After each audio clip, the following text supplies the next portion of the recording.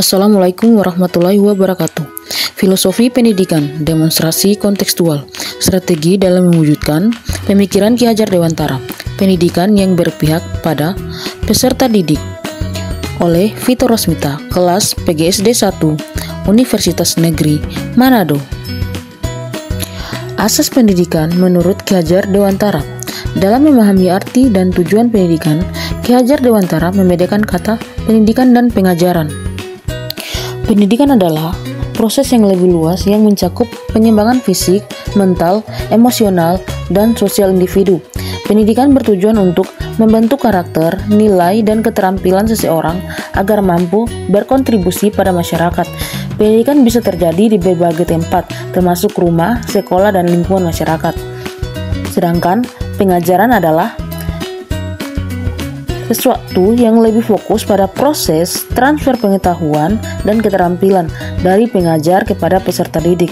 Pengajaran biasanya dilakukan dalam konteks formal seperti di sekolah dengan metode tertentu dan menggunakan materi yang sudah ditentukan. Selanjutnya, tujuan pendidikan menurut Ki Hajar Dewantara. Ki Hajar Dewantara sebagai tokoh pendidik Indonesia memiliki pandangan yang mendalam mengenai tujuan pendidikan. Ia menekankan bahwa pendidikan bertujuan untuk yang pertama, membentuk karakter. Pendidikan harus mampu membentuk kepribadian yang baik dan berakhlak mulia, sehingga individu dapat menjadi manusia yang berguna bagi masyarakat. Yang kedua, mengembangkan potensi. Pendidikan harus membantu individu mengembangkan seluruh potensi yang dimilikinya, baik dalam bidang intelektual, emosional, maupun sosial. Ketiga, kemandirian. 4. Kehidupan berbangsa dan negara. 5. Keseimbangan. Selanjutnya, pendidikan menurut kodrat alam dan kodrat zaman. Konsep pendidikan menurut kodrat alam dan kodrat zaman berkaitan dengan pemahaman bahwa pendidikan harus disesuaikan dengan kondisi alam dan perubahan zaman. Yang pertama, kodrat alam. Kodrat alam mengacu pada hukum-hukum dan kondisi yang ada di sekitar kita, seperti lingkungan, budaya, dan sifat-sifat manusia. Dalam konteks ini, pendidikan harus memperhatikan pertama, keselarasan dengan lingkungan, kedua, pendidikan yang natural, ketiga, kearifan lokal. 2. Kodrat zaman. Kodrat zaman berkaitan dengan dinamika sosial, teknologi, dan perkembangan ilmu pengetahuan. Dalam hal ini, pendidik harus yang pertama, mengadaptasi terhadap perubahan. Yang kedua, mempersiapkan keterampilan yang relevan. Yang ketiga, menumbuhkan pemikiran kritis. Secara keseluruhan, pendidikan yang berlandaskan kodrat alam dan kodrat zaman mengedepankan keseimbangan antara penghormatan terhadap lingkungan dan penyesuaian terhadap perkembangan masyarakat. Hal ini bertujuan untuk menciptakan individu yang tidak hanya cerdas secara akademis, tetapi juga memiliki kepedulian terhadap lingkungan dan mampu beradaptasi dengan perubahan. Berikut budi pekerti. Budi pekerti merujuk pada sikap, perilaku, dan karakter seseorang yang mencerminkan nilai-nilai moral dan etika. Dalam konteks pendidikan, budi pekerti dianggap sangat penting karena mencakup aspek pertama, kebaikan, kedua, empati, tiga, kedisiplinan, dan 4, kerjasama. Sistem Among. Sistem Among adalah metode pendidikan yang dikembangkan oleh Ki Hajar Dewantara.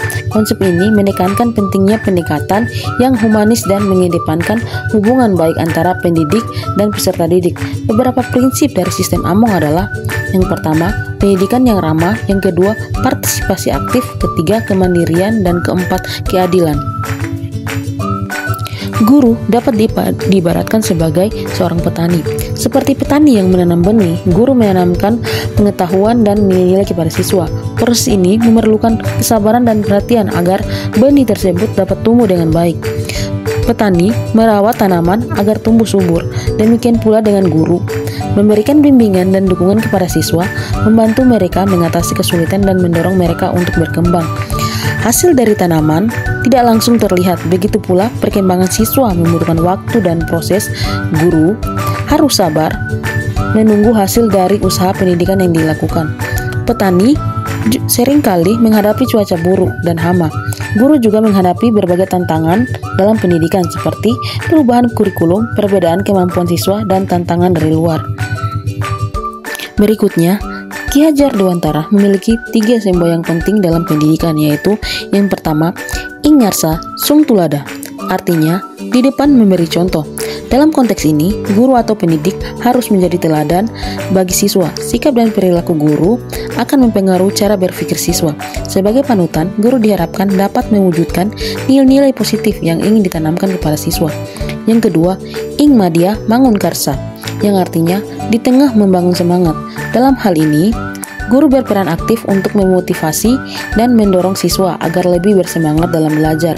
Guru harus menciptakan lingkungan yang mendukung dan memberikan dorongan kepada siswa untuk berpikir kreatif dan mandiri. Yang ketiga, tuturi handayani, yang artinya dari belakang memberikan dorongan. Semboyan ini menekankan pada peran guru dalam memberikan dukungan dan dorongan kepada siswa dari belakang, sehingga mereka dapat belajar dengan kemandirian. Guru tidak hanya mengajarkan, tetapi juga memfasilitasi dan membantu siswa untuk menemukan potensi dalam diri mereka. Sekian presentasi dari saya, lebih dan kurangnya mohon dimaafkan. Saya akhiri dengan wabillahi taufiq wal hidayat. Wassalamualaikum warahmatullahi wabarakatuh. Terima kasih.